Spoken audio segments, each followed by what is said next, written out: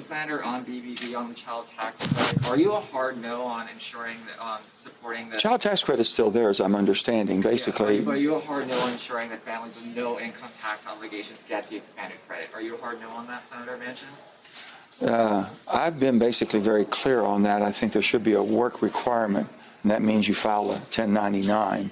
So a 1099, if you're going to call it a credit, you have to see if you have a liability or not.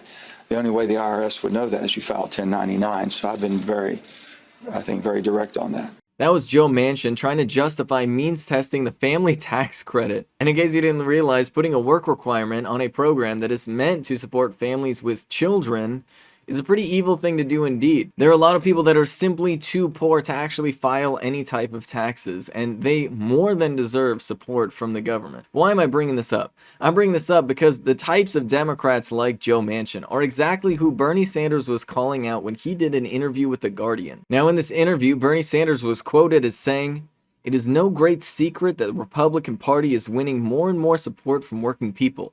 It's not because the Republican Party has anything to say to them, it's because in too many ways the Democratic Party has turned its back on the working class." And that is exactly correct, because the things that Joe Manchin are doing, these means testing programs, and all these random things that are put in place that limit people's access to basic programs that are meant to help families, especially working people, alienate workers. And they make workers feel like Democrats are stabbing them in the back. And so what Bernie Sanders says here is absolutely correct. Democrats win or lose. Republicans will always basically have the same amount of support. They might even grow it a little bit the more Democrats alienate their base. But ultimately, the ball is in the Democrats' court, especially right now when Joe Biden is the president and Democrats have the House and the Senate. Their terrible polling numbers are directly a result of them failing to deliver. And Bernie Sanders also said that Democrats need to take a much stronger stance in Congress. Bernie Sanders was also quoted as saying, "We've tried this strategy over the last several months, which has been mostly backdoor negotiations with a handful of senators.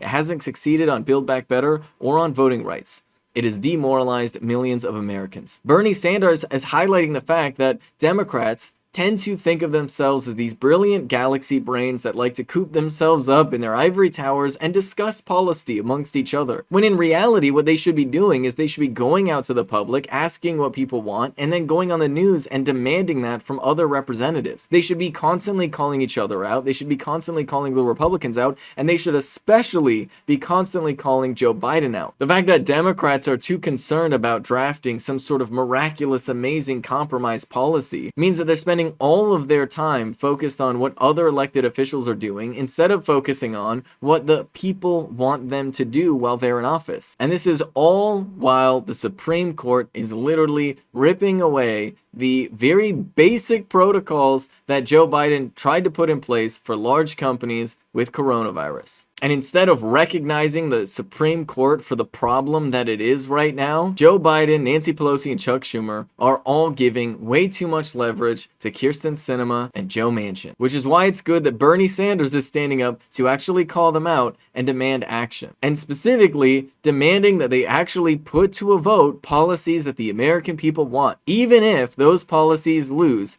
it will mean something to people if Democrats put those bills up and actually try to pass them. They need to force Joe Manchin and Kyrsten Sinema to vote against those bills. They need to force the Republicans to vote against those bills. Because right now, Republicans are riding this wave of fake populism, pretending to support working class people, when in reality, we all know that Republicans would refuse to vote for any legislation that would threaten the wealth or power of their donors. And unfortunately, a lot of Democrats are in the same position. Ben Carollo with Rebel Headquarters. You can catch my show Galaxy Brain on the Young Turks Twitch channel every Friday at 4 p.m. Eastern Time. You can follow me on Twitter if you want to stay up to date with my content.